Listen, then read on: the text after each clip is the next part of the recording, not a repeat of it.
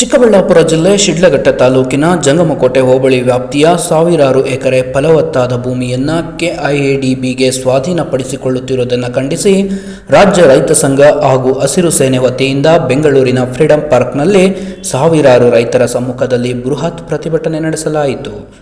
KIADB ಸ್ವಾಧೀನಪಡಿಸಿಕೊಳ್ಳಲು ಮುಂದಾಗಿರುವ ಭೂಮಿಯು ಫಲವತ್ತಾದ ಜಮೀನಾಗಿದ್ದು ಕೃಷಿಗೆ ಯೋಗ್ಯವಾದ ಜಮೀನಾಗಿದೆ.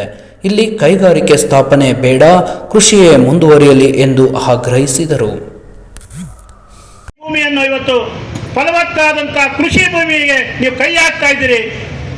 ಏನಿವತ್ತು ಬೆಂಗಳೂರು ಸುತ್ತಮುತ್ತ ಜಿಲ್ಲೆಗಳೇ ಬೇಕಾಗಿ ಇವತ್ತು ನೀವು ಕೈಗಾರಿಕೆಗೆ ರಾಜ್ಯದಲ್ಲಿ ಎಷ್ಟು ಜಿಲ್ಲೆಗಳಲ್ಲಿ ಇವತ್ತು ನೀರಿನ ಬರ ಇದೆ, ಬಯಲು ಭೂಮಿಗಳಿದ್ದಾವೆ, ಅಲ್ಲಿ ಕೈಗಾರಿಕೆ ಮಾಡಬಾರ್ದಾ?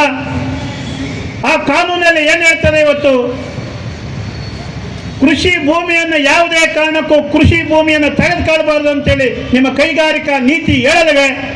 ನಿಮಗೇನು ಕಣ್ಣು ಕಾಣಲ್ವೇ ಅಥವಾ ಕುರುಡೋ ತಾವು? ಸರ್ಕಾರಕ್ಕೆ ಪರಿಜ್ಞಾನ ಬೇಕಾಗ್ತದೆ.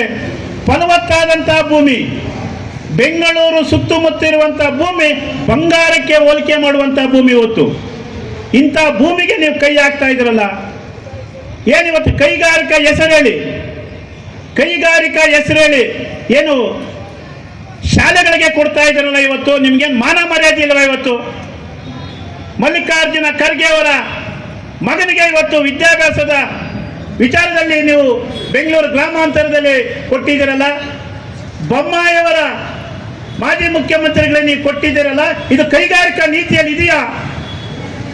ಕೈಗಾರಿಕೆ ಏನ್ ಮಾಡಬೇಕು? ಕೈಗಾರಿಕೆಗೆ ಎಷ್ಟು ಎಕರೆ ಬೇಕು? ಇವತ್ತು ಭೂಮಿ ಅರ್ಧ ಎಕರೆ, 1 ಎಕರೆ ಇದ್ರೆ ಕೈಗಾರಿಕೆ ಆಗ್ತದೆ. ಕಳ್ಳರಿಗೆ ಸುಳ್ಳರಿಗೆ ಇವತ್ತು ಭೂಮಿ ಕೊಡ್ಲಿಕ್ಕೆ ತಾವು ನಿಂತಿದ್ರಲ್ಲ, ಮಾನ